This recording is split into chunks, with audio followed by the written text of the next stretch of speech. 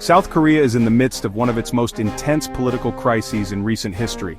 President Yoon Suk Yeol, once seen as a staunch defender of conservative values, is now at the center of a dramatic showdown with investigators.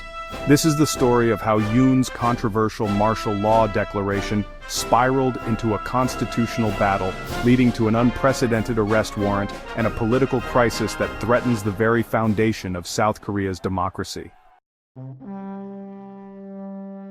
On December 3, 2024, President Yoon Suk Yeol stunned the nation when he declared martial law in a late-night address to the public. Yoon claimed that opposition lawmakers had paralyzed state affairs, making the drastic measure necessary to safeguard South Korea from anti-state elements. The move was met with immediate shock and disbelief.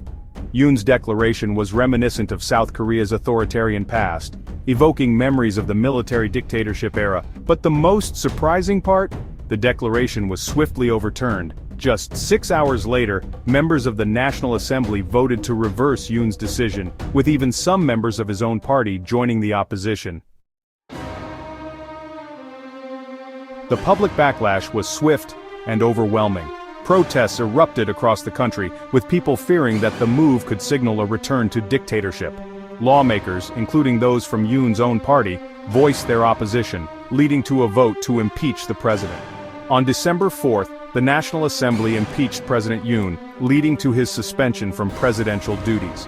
In the weeks that followed, political chaos ensued, with lawmakers and the public divided over the legality of the martial law declaration. Fast forward to January 3, 2025, when the situation took a dramatic turn. Investigators from the Corruption Investigation Office, or CIO, arrived at the presidential compound in Seoul to enforce an arrest warrant against Yoon. The charges: abuse of power, insurrection, and leading an alleged coup attempt. However, the enforcement of the arrest warrant didn't go as planned. As investigators approached Yoon's residence, they were met by a wall of security forces, including soldiers and members of the president's personal security detail. Hundreds of Yoon's supporters gathered around the compound, further complicating the situation. The CIO was forced to suspend their efforts, citing safety concerns for both the public and their officers. But despite this setback, the arrest warrant remains valid until January 6, 2025, and could be extended. So, what exactly is President Yoon being accused of?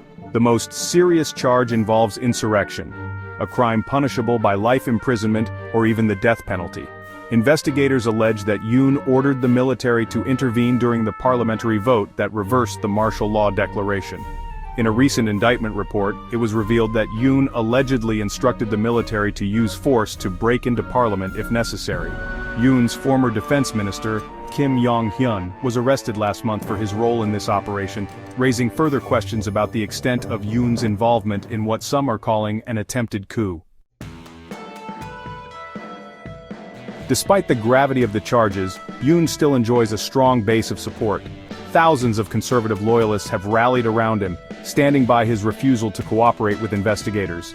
Some even consider the arrest warrant politically motivated and contrary to South Korean law. Yoon's supporters, many of whom view him as a staunch ally of the United States and a tough opponent of North Korea and China, argue that he is being persecuted for standing up to the political establishment. They see the arrest warrant as an illegal attempt to remove him from office. Meanwhile, Yoon's impeachment trial is set to begin on January 14, 2025. The Constitutional Court will decide whether he will be permanently removed from office or reinstated.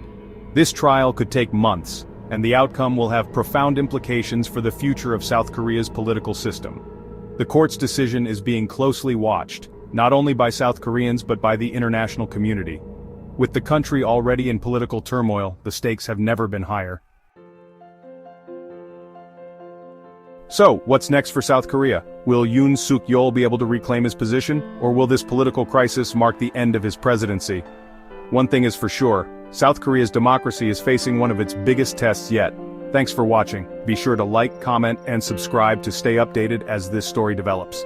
And let us know what you think in the comments below. Will South Korea's political system weather this storm? And music and visuals.